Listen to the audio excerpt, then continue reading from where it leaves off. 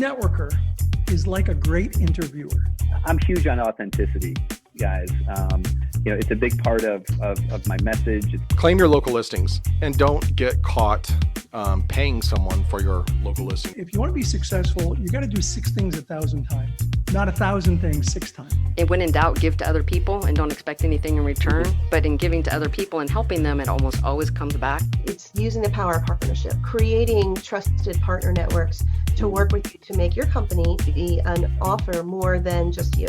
They've done 90% of the work. It's your job to do the last 10% to meet them in the middle. Don't let the fear of losing be greater than the excitement of winning.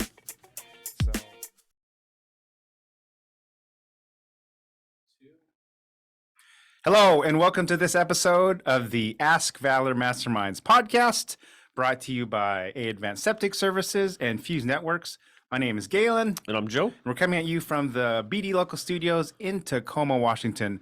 So, Joe, for our new listeners and viewers, can you tell everyone how our podcast came to be, please? Sure. So it first started out as a Facebook group page, and the purpose was to bring business owners together to kind of just communicate with one another, ask questions, share tips, things like that. And we thought, what a better way than to start a podcast to kind of bring on different guest speakers that are experts and on different topics as it relates to business, so that they can educate our audience, on just like, anything related to business. Right. So thanks for tuning in, and on all the podcast platforms could be readily available.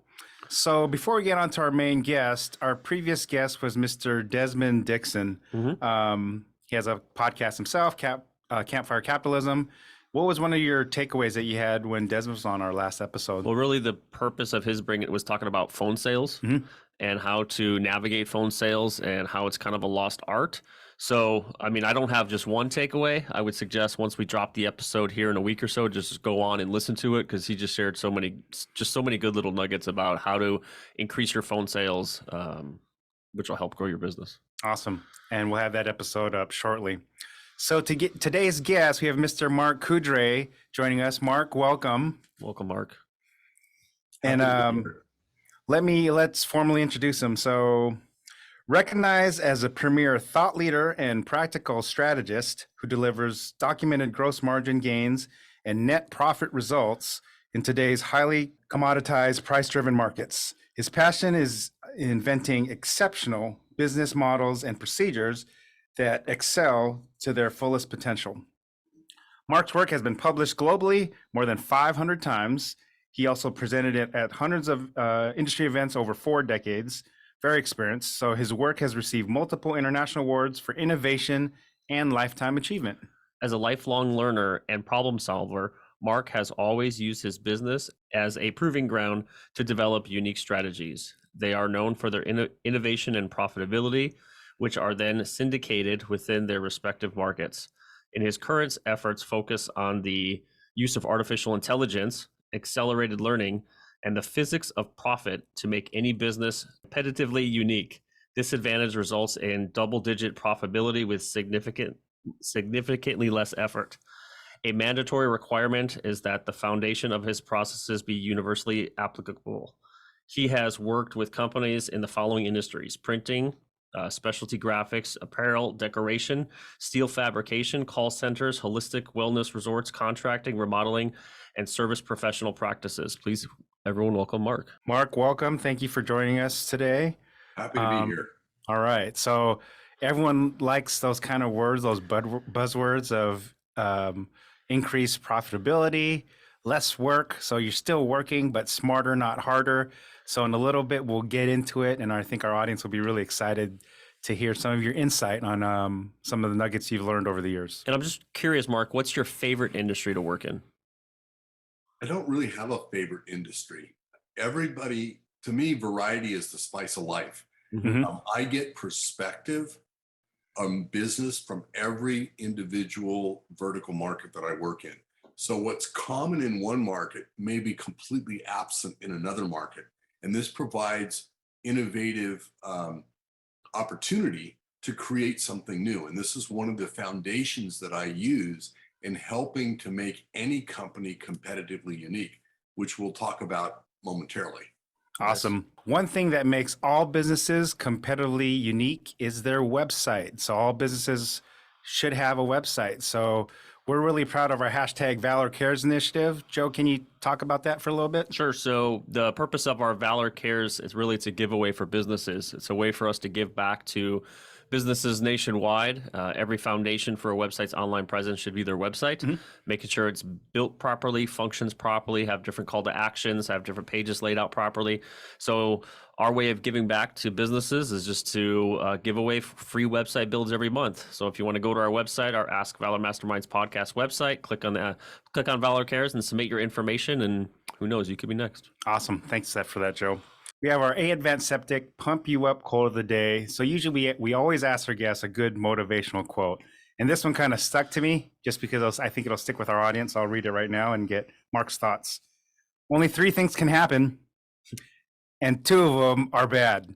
So Mark, talk to us about that. We're eternal optimists. So we think of, that 1 out of 3 is the good thing, but 2 bad things happen. Tell us your insight on this, please. So this was an insight that I gained through the COVID experience that we've been through.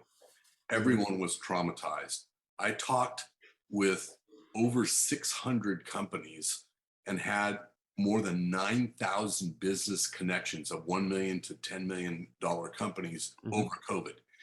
And what I learned from this was that the successful companies looked at this experience as an event, as a point in time. And in order not to be traumatized by it and incapacitated by the disruption that it presented, their perspective was this: it can help me, it can hurt me, or I'm not sure. So from that, I created this model of there's only 3 things that can happen and 2 of them are bad. And this means that if you want any situation, any disruption, anything that's happening in your life, you have to be able to look at it from the positive perspective. And this is something that goes counter to the way that we are born with. We're always looking naturally at the bad side. Right. Right. This is because of the instinct that we have of preservation. What's the worst thing that can happen here? How am I going to protect myself against that? So we lean into the dark side, the negative side, and this is what keeps us from making progress moving forward. All of my clients through COVID came out of COVID with less employees, less top line sales, but significantly greater bottom line sales and more time available. So that was a huge transformation to them. And everyone else was still during the headlights because they didn't know how to approach the disruption that was there. Right. And we've talked about on this podcast before the 3 Ps of the pandemic. Did you pause, panic, or pivot? And your 1 out of 3 is the pivot. Do your customers pivoted and found a way to kind of grow and kind of innovate and move forward, right? So Absolutely. Our Fuse Networks Did You Know segment. Is your business one of those ransomware targets? Ransomware does not discriminate by industry, audience, business size, or otherwise. It will always be a threat to your organization, no matter what you do or who you serve. Contact Fuse Networks for your free consultation. They can take care of your needs. So there's a couple myths that Mark sent us that I kind of want to present and get his thought on. We've heard this one before. Even growing up, my parents would kind of ingrain this in me. In grade school. Yes, even to this day. Work hard to get ahead. So Mark, help us debunk that myth, please. Well, most of that advice came from our parents, most of which were not entrepreneurs. They were working for the school system. They were working for the government. They were working for the county.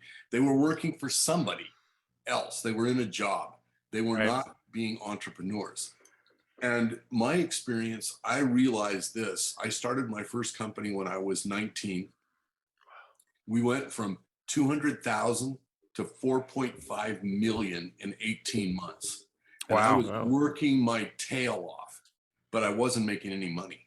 I was working 20 hours a day, 7 days a week, literally for months at a time. And one day I sat down and I said, I'm exhausted. How is it that I cannot work any harder? I've got a top line sales, but that doesn't mean anything because I have nothing left over. I can't make my payroll this week. Yeah. So Right. this is when I realized, and this was way back in May of 1978, that working hard is not necessarily getting ahead. So at that point, I began to look at the elements that would cause us to move ahead. And those elements were cash in the bank and profitability. And yet all we hear about is the go-go growth of top line revenue. What's your growth? What's we made the Inc. 5000. I say top line is vanity, bottom line is sanity, right? Right. So if you've got money in the bank and you've got time and you've got profitability, you're getting ahead. And over the years and the decades, we've refined this, and I've refined this to the point where now it's almost exactly the opposite. I want to work less and make more. Absolutely. And don't we all want to do that? Work Right. less and make more, but we're caught up into these falsehoods that we hold as true, and none of them are true. And we see that today in almost some of the like the SaaS industry, software as a service, or tech companies where, oh, we're worth $2 billion, but you know, they're still not, they're in the red, right? They're not profitable yet. They get these huge inflows of cash, but then they're not profitable. So you're seduced by the number like, oh, I work for this $3 billion company, but are they really profitable? You know, that almost That's hits not the a nail on the company. head. That's not a company. Those valuations are based on some artificial metric that just doesn't exist. It's based on the number of new clients that you acquire, new customers that you acquire, new revenues on the top line. Mm-hmm. They take that to the VCs and they get funded based on the growth, because that's how the VCs exit. They exit based on this growth. It's a Ponzi scheme. I hate to be conspiratorial about it, but it is literally a Ponzi scheme because it's not sustainable. I mean, look at what happened with Theranos, and there's a ton of different ones that are out there. WeWork, many of these ones were based on this artificial growth number, but they had no fundamentals underneath. So I'm like, let's step back and work on the fundamentals. Don't be seduced by the top line growth number. That's an ego thing. It's not about being solid and sustainable. Awesome. Build a better mousetrap and the world will beat a path to your door. So help us debunk this myth, please. Oh my God, this is one of my favorite ones. I believe this from the beginning. I've always been an inventor. Since my earliest memories, I was inventing things. And I was always inventing better things. And that's one of my core values, is to find a better way and share it with others. I don't believe in holding it to yourself. So over the years, I've done many inventive things that are really innovative. And what I found is sometimes it takes 25 years before the market catches up to your concepts. And especially if you're thinking 5 steps ahead, which is one of my mental frameworks that I work with. When you create a truly innovative position, something that is not in the marketplace, the market doesn't flock to you. The reason they don't flock to you is because they don't recognize what you've got. They have no frame of reference. They're comparing it to the same old. Right. As a result of that, your stuff is like, well, how crazy is this? Is it real? It can't possibly be this good. So you've got to overcome the friction of belief. And that is a hugely expensive process. And if you look and study innovation, what you'll find is the truly innovative companies, they focus on creating a great product with a great technology, and they almost always burn out because they spend their money on the innovation and not on market education. So what happens? They go out and they find an investor, or the investor acquires them, or they go bankrupt because they run out of cash. And then the companies that really recognize the value pick them up for pennies on the dollar, plug them into a mature distribution network, and have the credibility of an established company, and off they go. This happens over and over and over, especially in a tech-driven world. So nowadays, compared to 30, 40 years ago, when you have the internet and social media and these different digital touch points of marketing, does the process still remain the same from 30, 40 years ago, that you're educating? If you have a true innovation on a product or a process, whatever it is. Absolutely. Okay. So Yeah. the original, I'm a big researcher. I've always been a big researcher. And what I found is that the academic research that creates the foundational philosophies that are being applied today almost always happen between 25 and 100 years prior to the events taking place. Invention of the laser, the invention of holography, the invention of microwaves, the invention of cell phones. These are 100-year-old technologies that Tesla brought forward in the 1890s to the 1920s. But the core technology didn't exist until today, right? So the original work that was done on the study of innovation was done in 1962 by a guy named Everett Rogers. And he wrote a book called Diffusion of Innovation. And Diffusion of Innovation studied how new ideas are presented into society, whether they be industrial, social, medical, agricultural. It didn't really matter. He looked at hybridization of corn. He looked at penicillin. He looked at the evolution of the machine age and the mass standardization of machine parts. And he looked at how those things were presented and how long it took them to be adopted into the society. And from that, he developed a statistical approach, which was popularized by Geoffrey Moore in 1991 with the book Crossing the Chasm, which many people may know today. But that was work that book was all based on the work of Everett Rogers. And what that represents is the innovators, the early adopters, the early mainstream, the late mainstream, and the laggards. And this represents a statistical representation of a normal bell curve. And the innovators are only 2.5%. So basically 97.5% of the population doesn't recognize what you're doing. Right.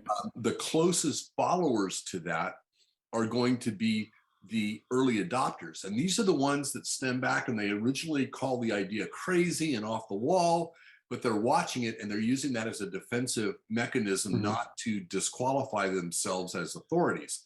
But then at one point, Joe looks over at Tom and says, hey, what do you think that Kudre guy's thing is that he's got right now? I mean, it's crazy. And Tom looks back and says, I thought it was crazy too, but the more I look at it, the more I'm interested in it.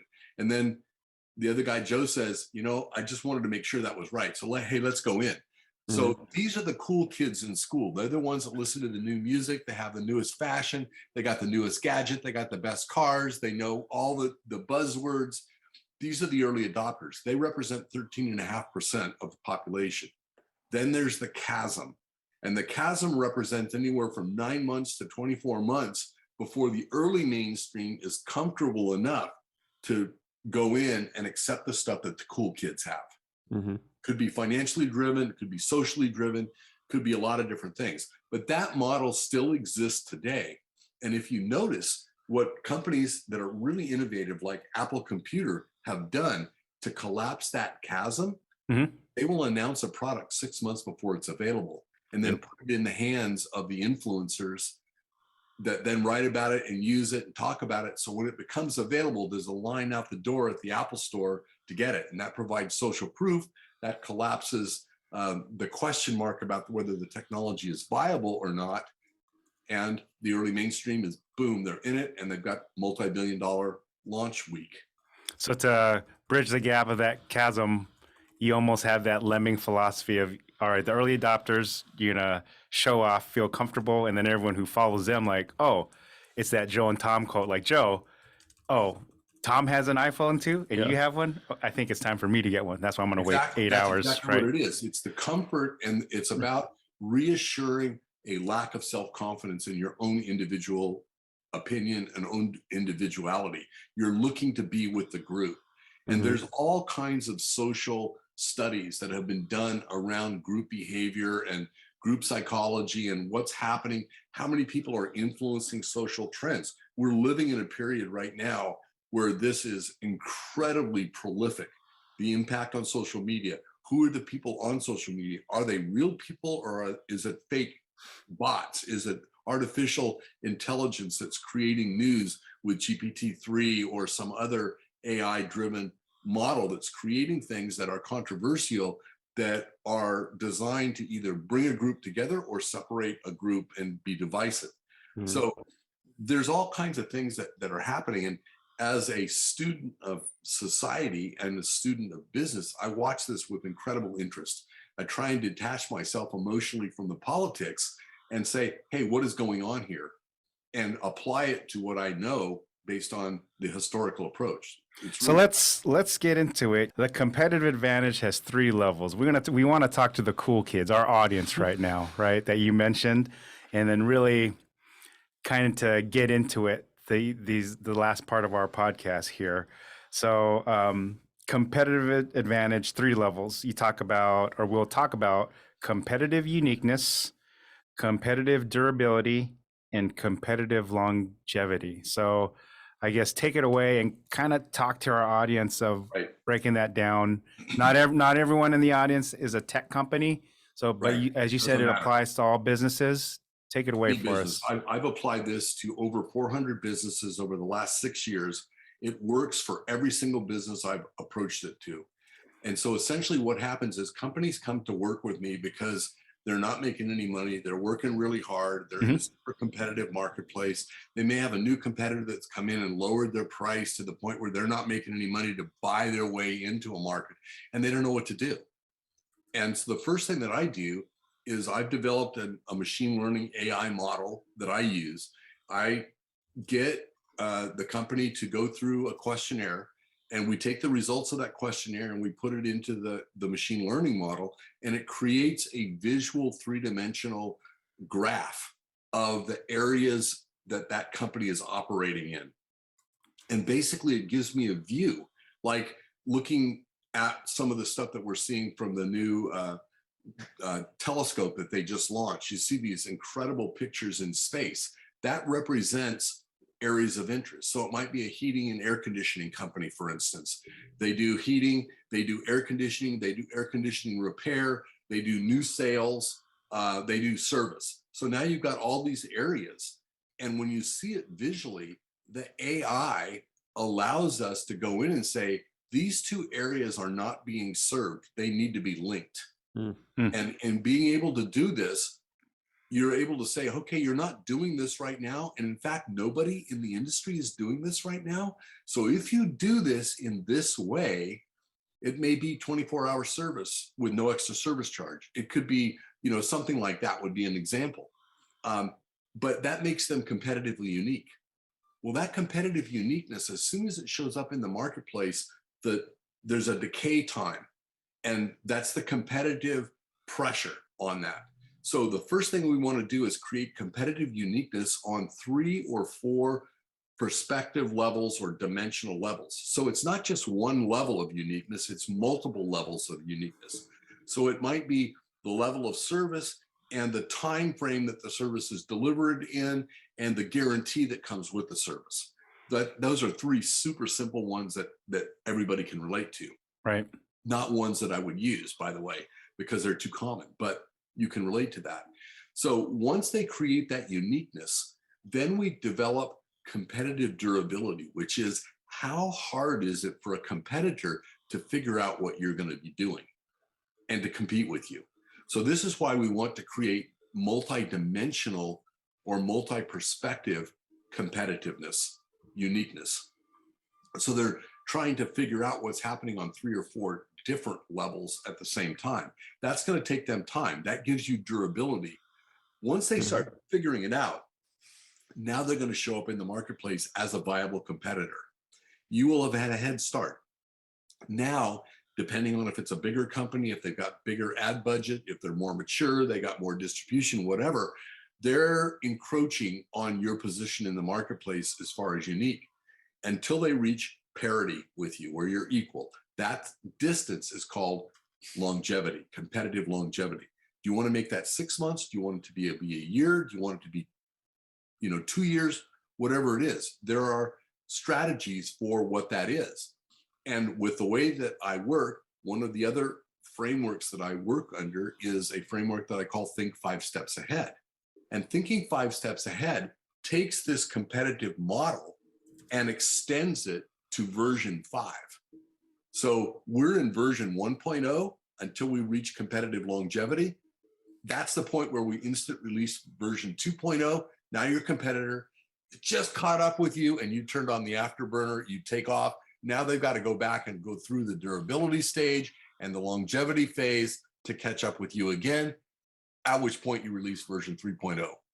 So this is all a very structured process on how this works. It's really very motivating to business owners because they've never experienced this kind of perspective before. And it really energizes people that have been beat down in a commoditized, price-driven world.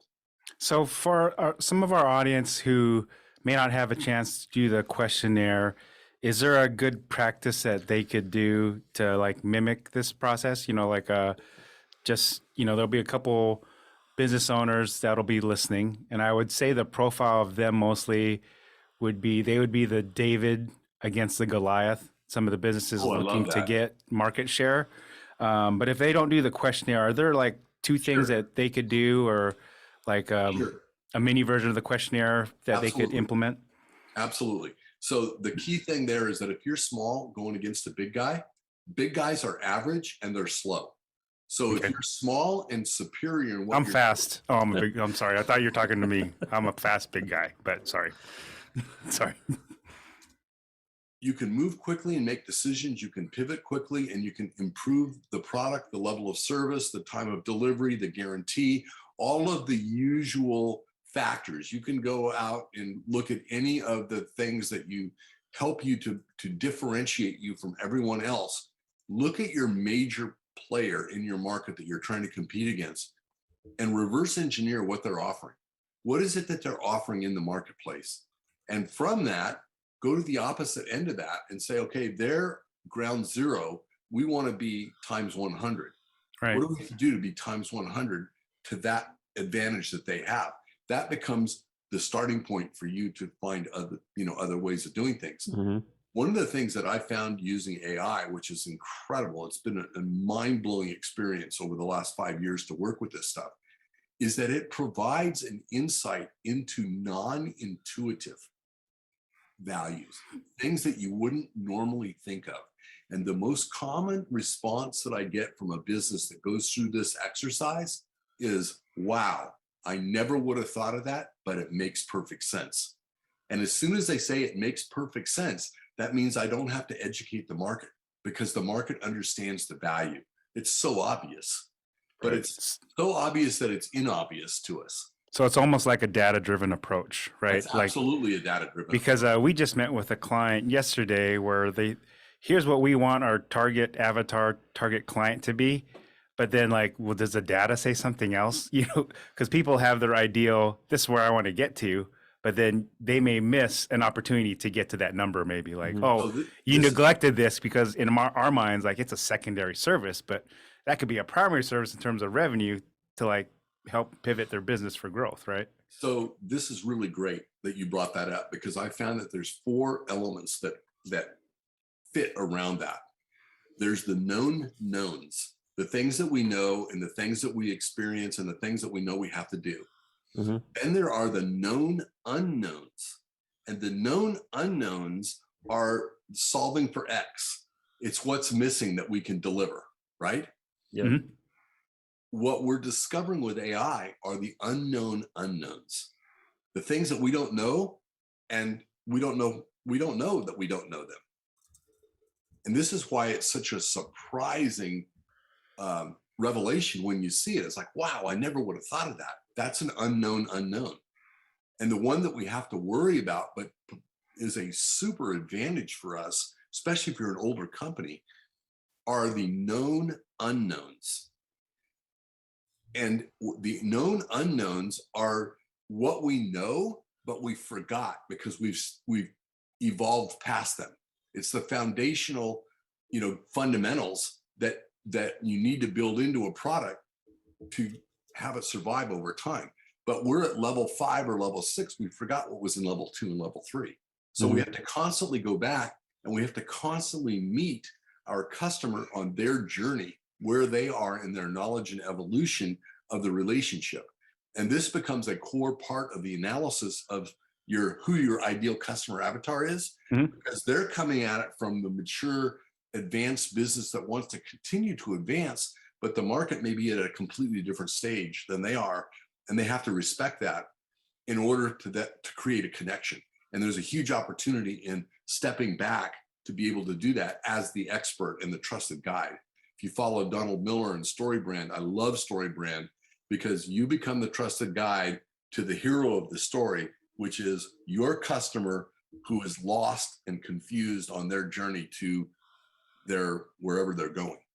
Yeah. So Mark, for our audience members, as we kind of wrap up, that want to connect with you, can you tell everyone how you could be found and connected with? They can find me anywhere on any social media as Mark Coudray.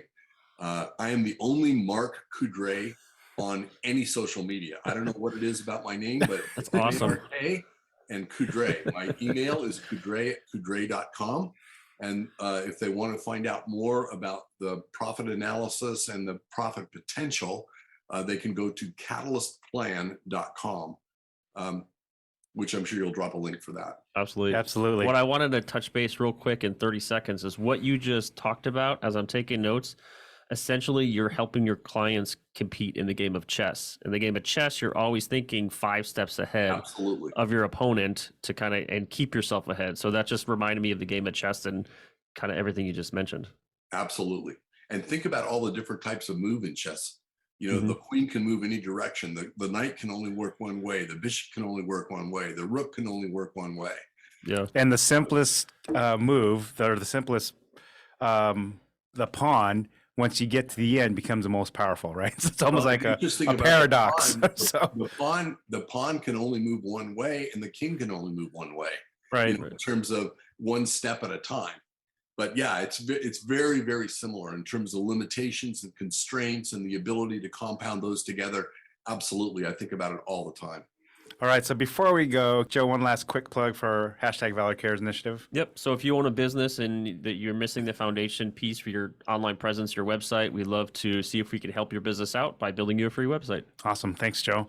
And Mark, thanks. Our last 10 minutes really picked up in terms of content. Joe and I were quickly taking notes, and just our minds were buzzing and everything. So thank you for joining us on our podcast, sharing that ton of insight in a short amount of time. Everyone, Mark Coudray, the real Mark Coudray. There's only one and the only one, the original right here. Thanks for joining us. So on behalf of our sponsors, A Advanced Septic Services and Fuse Networks, my name is Galen. I'm Joe. Coming at you from the BD Local Studios in Tacoma, Washington. Thank you for tuning in and listening to this episode of the Ask Valor Masterminds podcast. Thanks, guys.